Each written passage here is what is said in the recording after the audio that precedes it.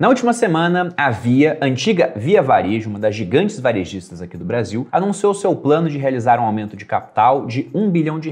Com a empresa sendo avaliada hoje, o valor de mercado dela, arredondando para cima em 2,3 bilhões, veja que isso representa uma grande diluição para a base de acionistas existente. A notícia em si não foi surpresa, a empresa já adiantava semanas que tinha a intenção de fazer isso, mas essa questão do aumento de capital, 41% de queda nas ações apenas em agosto, o grande endividamento que ela tem e ainda com um cenário econômico de juros altos, começa a levar a suspeitas de que Via Varejo pode entrar em recuperação judicial em breve. Será que há potencial para isso acontecer? É isso que nós veremos no vídeo de hoje, através dos números da empresa. Eu também vou dar minha opinião pessoal, se eu compraria ou não Via Varejo.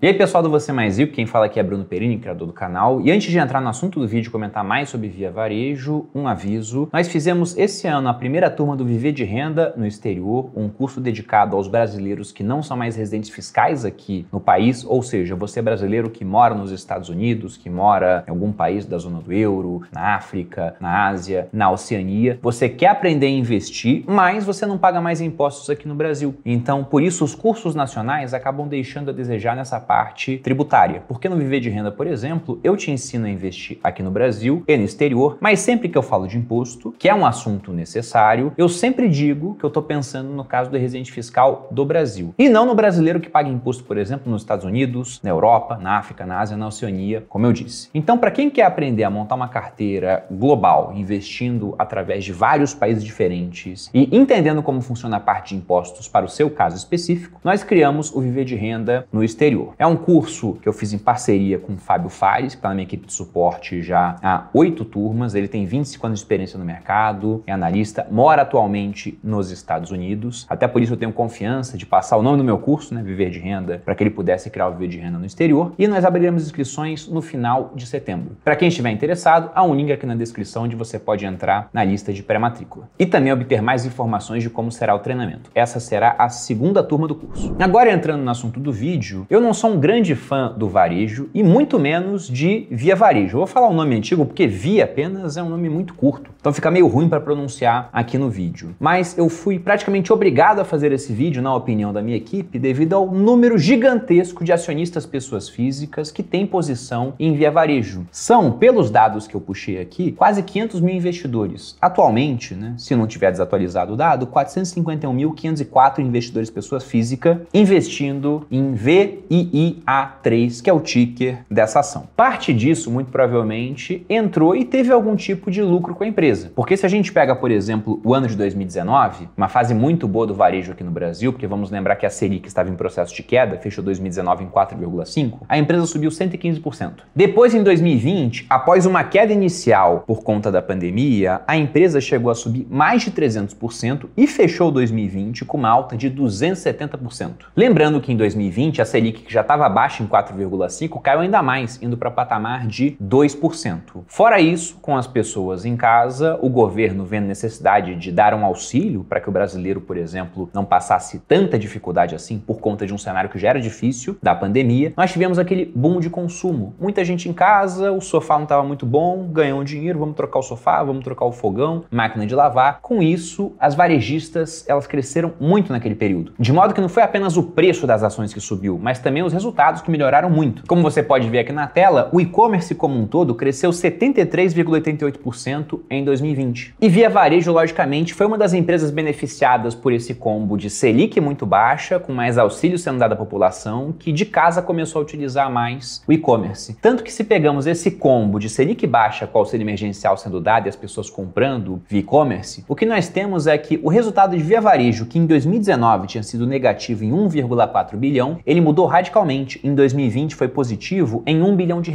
interrompendo uma série de resultados negativos que a empresa vinha obtendo. A margem líquida nesse período chegou a ser uma das maiores da empresa, batendo, como você pode ver na tela, o patamar de 3,47. E aí você pensa, caramba, que margem horrível, mas varejo é assim mesmo, né? De cada R$100 que a empresa fatura, depois que ela vai pagando tudo, despesa, etc., com muita competição, o que vai sobrar no caixa é uma margem de 3%, 2%, 1%, e atualmente, como você pode ver, a margem está negativa. negativa, ou seja, se ela fatura 100, depois de ela pagar tudo, o que sobra no caixa é menos 4. Arredondando aqui, né, sendo mais preciso, 3,76 negativo pela margem. E nessa época, além do resultado operacional altamente positivo que a empresa teve, afinal ela estava ganhando muito dinheiro com a sua operação de venda de itens para residência, nós também temos um ponto interessante. A empresa tinha uma certa dívida em relação ao seu EBITDA, mas num patamar considerado saudável. E por conta dessa dívida, o resultado financeiro da empresa, ele era negativo. Uma empresa pode ter um resultado financeiro positivo quando, por exemplo, tem dinheiro em caixa investido, que rende juros, que serão somados, né, ao resultado do EBITDA e no final vão trazer o lucro líquido, depois de descontados os impostos, né, tudo que tem que se descontar, depreciação, amortização. E ela pode ter um resultado financeiro negativo, quando ao invés de ter caixa investido, ela tem dívida. E essa dívida vai crescer uma certa taxa de juros, que vai ter que retirar dinheiro da companhia, levando a resultado líquido menor. E Via Varejo tinha dívida, tinha um resultado financeiro negativo, mas veja, pelo gráfico que eu estou colocando aqui na tela, que esse resultado financeiro negativo ele estava cada vez menor, fruto de juros muito baixos naquele período. E muito provavelmente as pessoas que carregam Via Varejo até hoje devem ter conhecido a empresa nessa fase. Vários comprando depois que ela já tinha subido muito. E qual o problema? É que nós seres humanos temos a mania de extrapolar para o futuro aquilo que aconteceu no passado, sobretudo o passado mais recente. E muita gente pensava que a subida que aconteceu com Via Varejo continuaria acontecendo, só que as condições econômicas mudaram bastante. Basta ver a evolução da taxa Selic desde o patamar de 2% até o auge que nós batemos recentemente de 3,75%. E eu gosto de lembrar do primeiro Boletim Foco de 2021, ou talvez tenha sido o último de 2020, mas de toda forma, quando a Selic estava em 2% e eles projetavam a taxa Selic para o final de 2021, eles colocavam lá que ela subiria para mais ou menos 3%,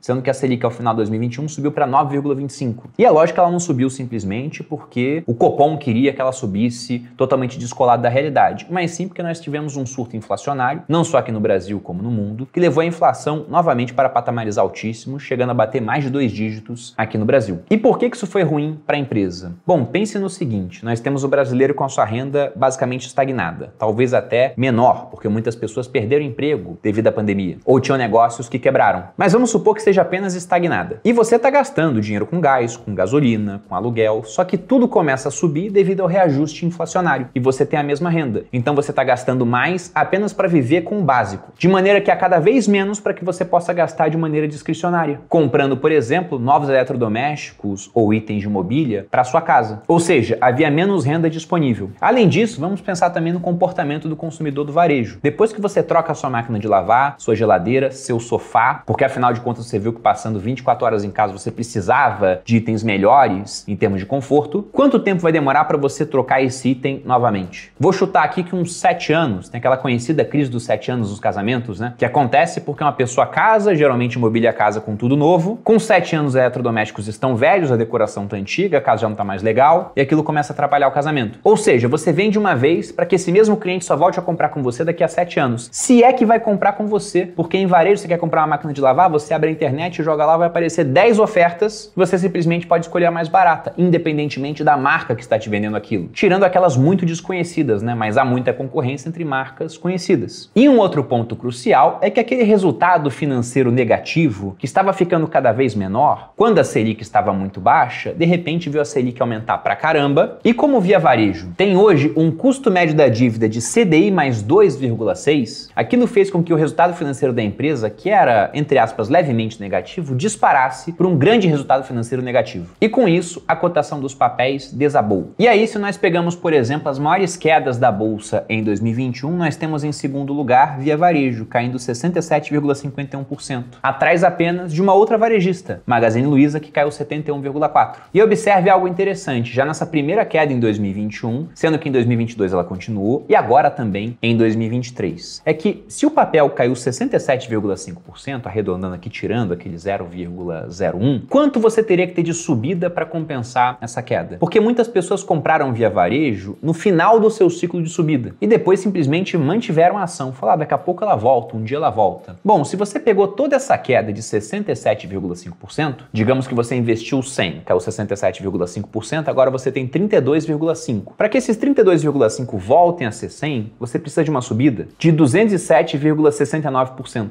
Bom, guarde esse dado. E colocando um pouco dos números dessa época na tela, veja aqui 2021, eu vou destacar o EBITDA da empresa, que tinha sido de 2,4 bilhões no ano anterior e foi de 605 milhões, ou seja, ganhou muito menos com a sua operação. Talvez por conta daquilo, quem comprou eletrodoméstico em um ano não compra no ano seguinte. Se nós pegamos o resultado financeiro, que antes era negativo, mas com uma tendência de queda, ele fechou 2021 em 1,2 bilhões negativo, e com isso nós tivemos um lucro líquido negativo de 297 milhões. Indo para o ano de 2022, a situação não foi diferente, a queda das ações foi ligeiramente menor, de apenas 51%. Se nós olhamos o EBITDA, ele evoluiu em relação a 2021, ficando em 2,23 bilhões, bem melhor, mas a despesa financeira também ficou muito mais alta. Ela saiu de 1,2 bilhões para o patamar de 2,87 bilhões, e com isso o resultado líquido foi um prejuízo de 342 milhões de reais. E aí pense o seguinte, você investiu R$100 em Via Varejo no começo de 2021. Como ela caiu 67,5%, você tinha 32,5%. Agora esses 32,5% caíram mais 51%. Então você teria daqueles R$100 investidos inicialmente, 32,5%, agora você tem, arredondando para cima, R$15,93. Sendo que em 2023 a queda continua. Se a gente pega, por exemplo, só o segundo trimestre de 2023, o resultado financeiro da empresa foi negativo em 801 milhões de reais. E até agora, no ano, nós tivemos uma queda de 45% no preço das ações. Ou seja, os R$15,93 que você tinha, agora são R$8,76. Para simplificar, eu posso pegar esse gráfico aqui. E se cai 92%, sabe quanto tem que subir, ô Gabriel, para que a gente possa recuperar o valor que a gente tinha antes? Se cai 92%, quanto tem que subir para recuperar? Você tinha 100, agora você tem 8. Para os 8 virarem 100. Eu sei que não é só esse 90%, é muito mais. 1.150%. 1.150%. Então, quem comprou Via Varejo na máxima e está segurando até agora, precisa de uma subida de apenas 1.150%. E aí nisso muita gente pensa, não vou comprar, vou segurar porque vai voltar a subir. Não há garantia nenhuma, tendo em vista ainda o que vai acontecer por agora. Mais um aumento de capital de R$1 bilhão. O que isso significa na prática? Se a gente consulta o número total de papéis que nós temos hoje Via Varejo, nós temos aí arredondando 1,6 bilhões de papéis. Sendo que, se você pega o valor de mercado da empresa, que é aí arredondando de 2,3 bilhões e divide pelo número de papéis, você chega no valor individual de cada ação. E agora, o que os controladores da empresa querem é aumentar o capital da empresa em R$1 bilhão, ou seja, querem adicionar mais R$1 bilhão que iriam para o caixa da empresa através de venda de novas ações, até porque se a gente bate o olho aqui, a gente vê que a situação da empresa não está legal. Nessa tela que eu estou te mostrando com vários números, observe a dívida líquida da empresa, que é o resultado da dívida bruta menos a disponibilidade, os recursos que eles têm no curto prazo para pagar a dívida. Veja que a 8,6, 8,7 arredondando dívida bruta, 874 milhões em disponibilidade e uma dívida líquida de 7,8 bilhões. Lógico que nem toda essa dívida vai vencer no curto prazo, mas há uma métrica que mostra o quanto uma empresa tem de liquidez para arcar com esses passivos de curto prazo, que você pode encontrar nos indicadores de endividamento de uma empresa, que é a liquidez corrente, é o resultado do ativo circulante, aqueles bens e direitos que você tem acesso de maneira rápida, né, aquilo que está imobilizado, é difícil transformar em dinheiro, sobre o passivo circulante, aquilo que você tem de obrigações no curto prazo. E se você divide ativo por passivo, você chega nessa liquidez corrente. Sendo que o resultado desejável é que para uma empresa que está tranquila, esse número tem que ser maior do que 1, ou seja, mais ativos, numerador da conta, do que passivos, denominador. E em Via Varejo atualmente, esse resultado está em 0,79. Ou seja, o denominador da conta, os passivos de curto prazo, são maiores que os ativos. Então a empresa ela meio que está obrigada ou a tomar nova dívida, sendo que há pouquíssimo tempo ela fez isso, emitiu 1,1 bilhão de debêntures para obter recursos para pagar dívidas que venceriam no curto prazo, e no momento de juros altos ela pagou muito caro nessa emissão, e agora ou teria que emitir mais dívida no momento ruim ou fazer esse aumento de capital. Eles estão optando por fazer o aumento de capital. E qual é a consequência disso? Se a empresa quer colocar mais 1 bilhão para dentro do seu caixa, para poder, como eles mesmos disseram, melhorar a estrutura financeira da empresa. E para isso vão vender novas ações, supondo que eles vendam essas ações por R$1,30, que é mais ou menos o preço que nós temos hoje, estamos falando de 770 milhões de novas ações sendo emitidas no mercado. Hoje o total de ações, como eu comentei com vocês, é de pouco menos de 1,6 bilhão de ações. Ou seja, falamos de uma diluição de quase 50% de quem já é acionista. Pegando aquele cara que comprou na máxima, que viu R$100 virando R$8, se ele não participar agora da emissão de novas ações, ele viria, na prática,